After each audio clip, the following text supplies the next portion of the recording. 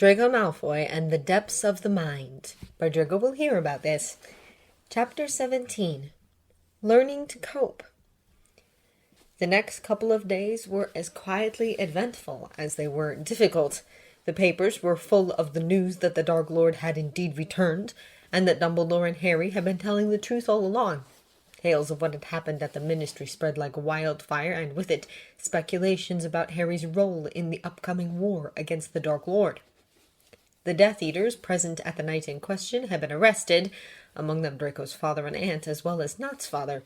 Not had not spoken to Draco since it happened, but every time their eyes met in the dormitory they shared, his gaze was burning with hatred. He was sure there would be repercussions of some sort, but Draco had no peace of mind to worry about that now. Regarding the fact that his own father had been sent to Azkaban, he felt weirdly numb about the fact.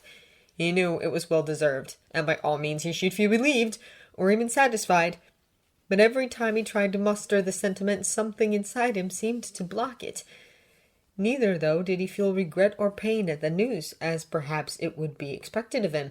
He did write to his mother, though, wanting to make sure that she was all right. After all, she had always clung to the hope that her husband would turn it all around for the sake of his family. But he had not yet received an answer.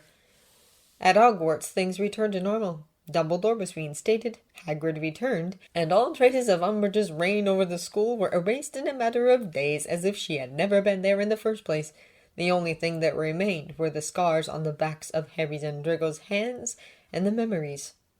Speaking of Harry, their friend was, perhaps predictably, much changed after the escapade at the Ministry. He barely talked when they were all gathered, and often escaped after only a couple of minutes in their presence with some feeble excuse. Later, Draco would find him alone in a corner of the castle, lost and miserable. So Draco would sit with him, not speaking, just offering his silent company, and Harry seemed grateful for it. It was the only times, anyways, when Harry did not run, which were encouraging.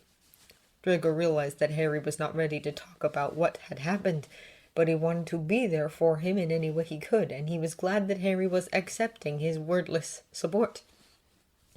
In Harry's many absences, though, he spent time with Ginny, Luna, Longbottom, Hermione, and Weasley, the only ones actually remaining hospitalized, in the infirmary, and bit by bit the others filled him in on everything he had missed while he had been stuck in Snape's office, and in particular involved him in discussions about the prophecy that had been smashed before any of them got to hear it. "It must explain Harry's connection to Voldemort in some way," Hermione frowned. "It's the only thing that makes sense." "The obvious explanation would be that Harry is the one destined to kill you-know-who." Luna shrugged in her eerily unconcerned way, as if she was talking about the weather. "Don't you agree?" Draco balled his fist and looked out of the window. He did agree, though admitting it out loud would make it real, and he was not prepared to do that. Ginny elbowed him, and when their eyes met, her expression was far too knowing, which prompted him to reluctantly join the conversation again. "If that's indeed the case, it's a shame it got smashed," Ron said longingly. "Maybe it had hints on how Harry could do it." "Don't you think if that were the case, the Dark Lord would have had it destroyed long ago?" Draco frowned. "It seems unlikely to me that such an easy solution would be at hand. Plus, prophecies are not impervious mirrors of the future, even if they are real. They show one path the future might take of many." Silence followed his words, contemplative and concerned. "I wonder if Harry knows something," Hermione muttered. "Dumbledore spoke to him for a long time that night. He might have told him something. If anyone would know, it's Dumbledore." Longbottom agreed. "If he does know, he'll tell us on his own time." Draco shrugged. "We'll just have to be patient." Hermione pursed her lips, indicating just how hard patience was on her. Ginny poked her playfully in the ribs, making her smile. Hermione and Weasley left the hospital wing 3 days before the end of the term, and 2 days before Umbridge was chased out of the castle by none other than Peeves himself.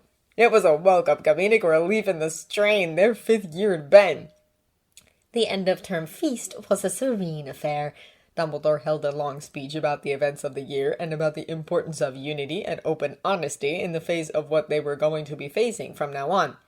Harry was not present, and maybe Draco thought it was better that way, for he would have been the center of attention throughout the whole evening, and Draco was sure that Harry was not ready for that yet. The train ride home brought the anticipated confrontation with Nat, though it did end fairly quickly since various members of the DA had been present and had hit both Nat as well as Crab and Goyle with various curses at the same time, leaving them incapacitated for the rest of the journey. Draco shared the compartment with Harry, Weasley, Hermione, Ginny, and Longbottom, and surprisingly enough, they slid into the first easy conversation since the incident at the Ministry.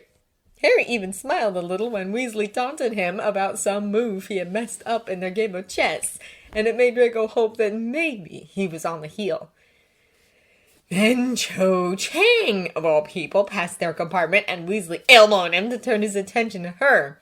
Their eyes met for a moment through the glass door, but Chang, despite flushing heavily, just kept walking.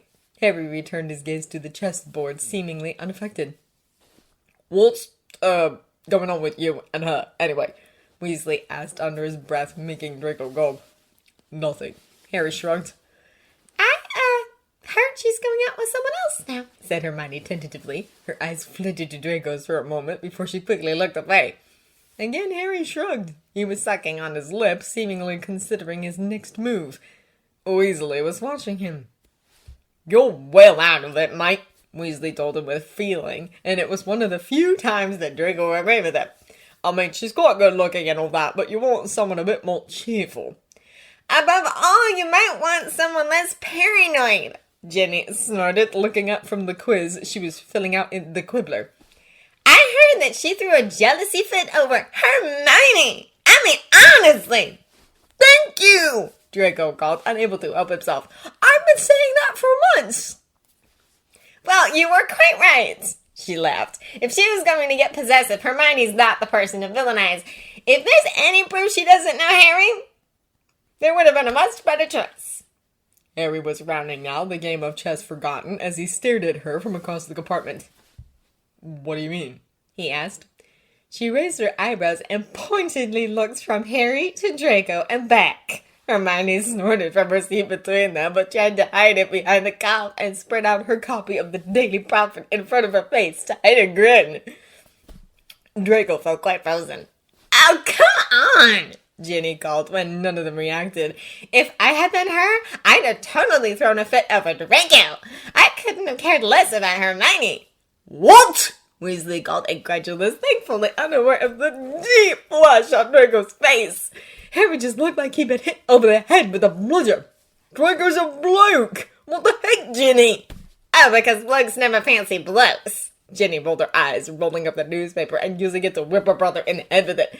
"Really, what century do you live in?" "But," Harry asked, his voice small. "Why Draco?" Ginny turned to look at him, her expression a cross of exasperation and pity. "Have you seen yourself interacting with him?" she demanded. "You touch him all the bloody time. You hold his hand when you think no one's looking, and that's just the physical stuff. Shall we have the conversation again about how we call Draco to fix you every time you're broken?" "Ginny!" Draco muttered, his face burning up and his voice slightly wobbly. "What?" she said innocently. "Someone had to say it. You two behave more coupley than Dean and I do most of the time. Only, unlike you thickheads, we are actually dating." At that, Hermione resolved into a hysterical fit of giggles next to Draco burying her face into her newspaper. Even Neville, who had been silent on Ginny's other side, bit his lip to suppress a grin. Harry, on the other hand, was still staring at Ginny with wide eyes, as if she'd just told him that the Dark Lord was going to join the Weird Sisters.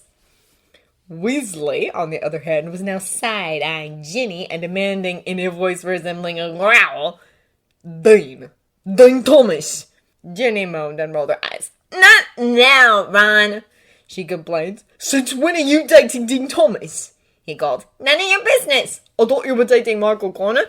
"Well, I dumped him because he was a sore loser and sulked when Ravenclaw lost to Gryffindor at Quidditch. So now he's hooked up with Chang and they can sulk together. Looks like everyone is happy." Weasley returned something, but Draco had stopped listening and was instead glancing at Harry again. His friend was staring at the chessboard, looking a little lost, as if his brain couldn't cope with the information it had just received. Draco gulped and got Hermione's eyes. She was smirking like a cat who had just gotten the cream, her eyes glistening with mirth. Quickly, Draco averted his eyes again, busying himself instead with the book he had been reading before this conversation had started. And if his eyes traced the same paragraph again and again without taking in any of the words, no one had to know. When they arrived at King's Cross, they were in for a bit of a surprise committee. None other than Mad-Eye Moody, Professor Lupin, and a young woman with bright pink hair awaited them at the platform, standing in a cheerful mob with the Weasleys and his mother. It was a little bizarre as they approached them and the general round of greetings started, leaving him to be pulled into a hug by almost each and every member of the Weasley family, and being fondly greeted by Lupin, and even acknowledged by Moody before he even reached his mother. Narcissa Malfoy's face was serious, but she embraced her son tightly, not letting go for a long, long moment. "Darling," she whispered, "I'm sorry for everything. I really hoped things would turn out differently." "Don't you dare apologize," Draco scolded, squeezing his arms around her shoulders. "It's not your fault. You gave him a chance. He didn't take it." She sighed, pressing a gentle kiss to his cheekbone before letting go of him.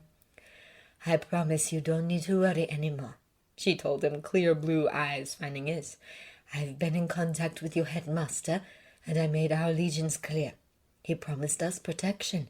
There won't be any association of ours with the Dark Lord's side anymore. I won't allow it." "Mother!" Draco whispered, overcome by emotion. He knew what a big step this was for her, what it must have done to her to permanently turn her back on her husband and place herself on the opposite side in an upcoming war. And she had done it for him, Draco knew. If her son hadn't been so dead set on his friendship and loyalty to Harry Potter, she'd have insisted on walking the line. "Thank you." "Draco," she smiled, raising a hand to cup his cheek. "I love you more than words can express. I will do whatever it takes to protect you." Draco gulped and pulled her into another hug, trying to blink away his tears. "I love you too," he whispered. His mother hummed, gently stroking his hair. When she let go of him, Draco turned to see that Harry was nowhere in sight. Neither were Moody, Lupin, Mr. Weasley, Hermione, or the flashy young woman. Ginny caught his eyes and nodded to the barrier to the non-magical world, and he and his mother followed the rest of the Weasleys out of the platform and back into Muggle territory. They found Hermione in the arms of her mother, and Harry surrounded by the remaining adults, facing off with the Dursleys in what seemed to be a serious conversation. Draco frowned, taking a moment to glower at Harry's Muggle relatives with all the disgust he felt for them, knowing how they'd always abused his friend. His mother placed a soothing hand on his shoulder. When the conversation was over, Harry turned to them to say his goodbyes for the summer, and Draco surged forward to get his share of his attention. "We'll sing you soon, mate," Weasley told Harry anxiously, shaking Harry's hand in a way that was alien to Draco, like they were sealing some kind of business deal. "Really soon," Hermione added, pulling him into a hug. "We promise." Harry nodded, catching Draco's eyes across Hermione's bushy head. For a split second, there was a tiny bit of awkwardness there, a flash of the conversation they'd had on the train. But then it was gone, and there was a determination in Harry's green eyes that left no room for doubt. He pulled Draco into a tight hug, resting his temple against Draco's cheek. "Write to me," he whispered. "I need to know you're safe." "We have the parchments," Draco reminded him. "You won't be able to shut me up." Harry snorted, and he was smiling as he pulled away. He waved at all of them as he left, following the Dursleys down the Muggle platform and disappearing into the crowd. Draco sighed, turning to his mother. "So," he frowned, "back to the manor?" "No." She shook her head, giving him a sad smile. "Too dangerous. The Dark Lord won't be too keen on me for deserting my husband, and on you for being friends with Harry Potter. We'd be too exposed at the manor." "Then where do we go?" Draco asked with a sinking feeling. "I've made arrangements for a case like this." His mother smiled, her eyes sparkling. "I've rekindled some old family bonds. You remember your Aunt Andromeda?" "Andromeda?" Draco repeated, stunned. "Your sister who married a Muggle-born and was therefore disinherited." "The very one," she confirmed. "We're moving in with her, and her husband and daughter. It will be a little crowded, mind you, but it's safe, and that's what matters." Draco was still gaping at her, unable to comprehend the information, when a firm hand clasped his shoulder and he found himself face to face with the young woman with the bright pink hair. "Hiya, baby!" She grinned at him, her eyes twinkling. End of Draco Malfoy and the Depths of the Mind. By Draco will hear about this. The 5th installment of the Do It All Over Again series. If you enjoyed this recording or the content, feel free to leave a comment below or review the original story from the link in the descriptions. Thank you for listening.